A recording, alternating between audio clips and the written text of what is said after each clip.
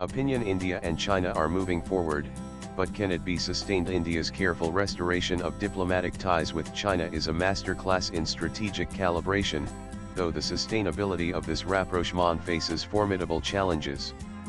By resuming people-to-people exchanges while maintaining robust military deployments along the line of actual control, New Delhi demonstrates a nuanced approach to managing great power competition without sacrificing national security interests. This calibrated normalization, anchored in military-to-military contacts, visa liberalization, and preparations for renewed special representatives talks, offers a template for navigating complex bilateral relations in an era of heightened geopolitical tensions. The durability of this diplomatic thaw, however, confronts a fundamental question: can goodwill survive China's continued belligerent actions and the shifting dynamics introduced by Trump's economic nationalism? The mechanics of India-China normalization since October 2024 reveal a diplomatic strategy designed to compartmentalize cooperation from competition. External Affairs Minister S. Jaishankar's landmark visit to China in July, the first since the deadly Galwan clash, established critical parameters for engagement. Meeting President Xi Jinping alongside fellow Shanghai Cooperation Organization SCO foreign ministers, Jaishankar stressed that both nations had made good progress in stabilizing relations over the preceding 9 months. This progress manifested in tangible measures. India's resumption of tourist visas for Chinese nationals on July 24 marked the first such initiative in 5 years, signaling a commitment to rebuilding connections severed by the 2020 border crisis.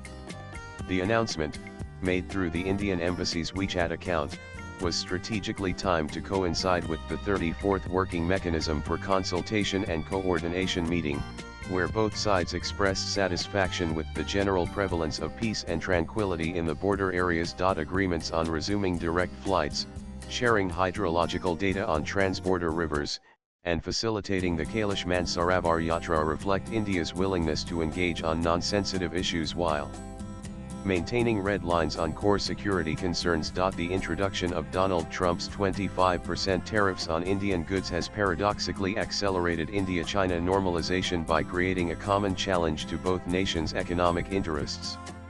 Announced on July 30, these punitive measures specifically target India's energy and defense cooperation with Russia, while threatening additional penalties that could raise effective tariff rates to 35%. Trump's aggressive trade posture, described by Treasury Secretary Scott Bessent as reflecting frustration with India's slow-rolling negotiations, has fundamentally altered the strategic calculus in New Delhi. While the tariffs are a sore point and an affront to US-India relations, the economic fallout for India is minimal. Tariffs threaten key export sectors, including automobiles, electronics, gems, and jewelry, with projected GDP impacts ranging from 0.2 to 0.5% if sustained. The fallout of this episode raises suspicion in New Delhi about moving forward with deep defense cooperation. It creates tactical incentives for India to explore alternative partnerships, including with China. The timing of these measures can be particularly damaging to India-US relations. Despite India being among the first nations to engage Washington in trade negotiations, and Commerce Minister Piyush Goyal's earlier optimism about concluding a consequential partnership, Trump's decision to impose the harshest Asian tariff regime on India revealed the transactional brutality underlying American alliance management. The president's subsequent characterization of India as having a dead economy further inflamed bilateral tensions. This deterioration in India-US relations creates space for China-India cooperation that would have been inconceivable under different circumstances. Both nations face pressure from Trump's economic nationalism, China through existing trade war measures, India through new tariff regimes. The India-China normalization faces its most severe test in China's unwavering support for Pakistan, particularly evident during the Operation Sindoor conflict.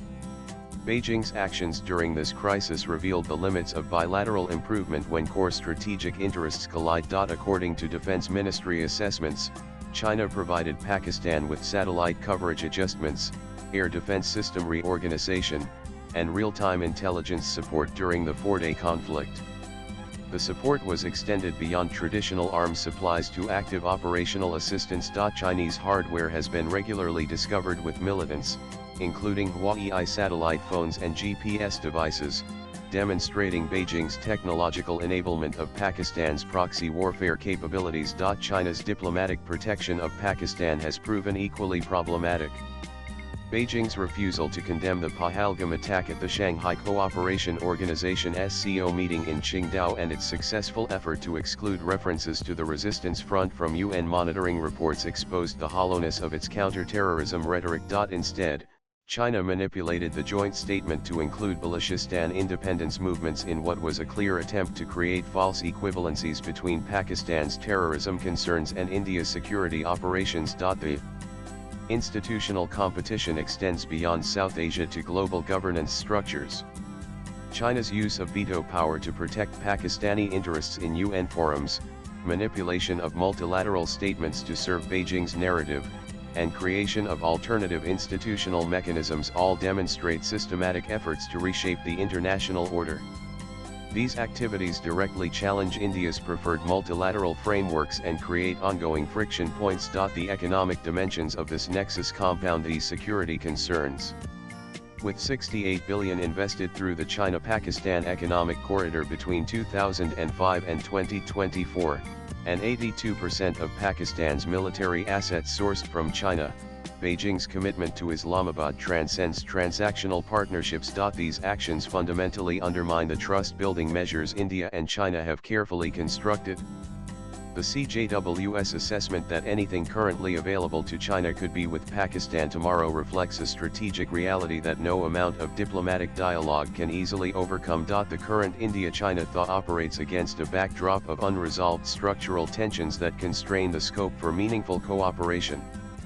Despite the October 2024 disengagement agreement covering Dapsang and Dumkuk, over 100,000 troops remain deployed on both sides of the line of actual control.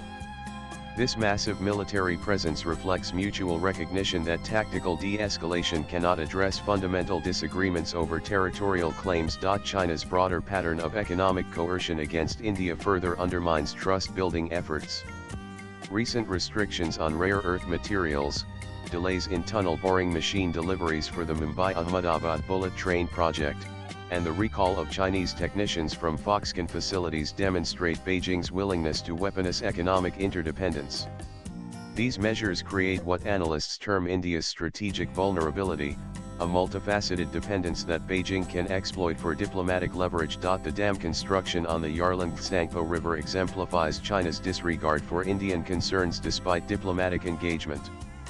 Described by Arunachal Pradesh's chief minister as a ticking time bomb, this project threatens downstream water security for millions of Indians while proceeding without meaningful consultation. Such actions reveal the gap between China's diplomatic assurances and its operational behavior. India's response reflects growing strategic patience fatigue. The shift from viewing the border dispute as manageable to treating it as existential, evidenced by Defense Secretary Giridhar Aramane's characterization of China as a bully, signals hardening attitudes within the strategic establishment. This evolution suggests that tactical improvements cannot indefinitely substitute for addressing core disagreements. The $118.4 billion bilateral trade relationship between India and China creates both incentives for cooperation and vulnerabilities that can be exploited. India's $85.1 billion trade deficit reflects structural dependencies that complicate any comprehensive decoupling strategy. China's position as India's largest trading partner since 2122 means that sustained deterioration in relations would impose significant costs on both economies. For India, pursuing its target of 6.5% growth in 2025 and achieving third-largest economy status by 2027 requires access to Chinese components, manufacturing capabilities, and export markets. However, economic interdependence operates asymmetrically. China's ability to restrict critical inputs demonstrated through rare earth export controls and technology transfer limitations provides Beijing with escalatory options that India cannot easily reciprocate. India's response through the Atmanirbhar Bharat initiative seeks to reduce these dependencies while maintaining beneficial engagement. The selective approach, which maintains trade in non-sensitive sectors while building domestic capabilities in strategic industries, reflects a sophisticated understanding of economic statecraft. Yet the timeline for achieving meaningful self-reliance extends beyond current political cycles, creating interim vulnerabilities that China can exploit. The current India-China normalization is more crisis management rather than fundamental conflict resolution. Both nations have demonstrated the capacity to prevent tactical disagreements from escalating into confrontation while pursuing competing regional ambitions. The structural factors driving competition, territorial disputes, alliance commitments, and regional ambitions remain unresolved and potentially irreconcilable. China's Pakistan commitments, India's American partnerships, and both nations' economic development imperatives create ongoing friction points that tactical improvements cannot eliminate. The sustainability of current trends depends on both nations' ability to maintain strategic patience while managing domestic political pressures for more assertive policies. Swipe left for next video. By compartmentalizing cooperation from competition, maintaining multiple strategic partnerships, and preserving decision-making autonomy, New Delhi demonstrates that middle powers can navigate great power rivalry without sacrificing core interests. The answer may ultimately depend less on the goodwill between New Delhi and Beijing than on their respective calculations about the costs and benefits of continued competition versus accommodation. The test will come when one side concludes that its interests require fundamental changes to this equilibrium. If history has taught us anything, China is no stranger to ensuring that its interests are met, even if it comes at great cost to its partner nation. Consider the US-China rapprochement circa 1972. Latest blogs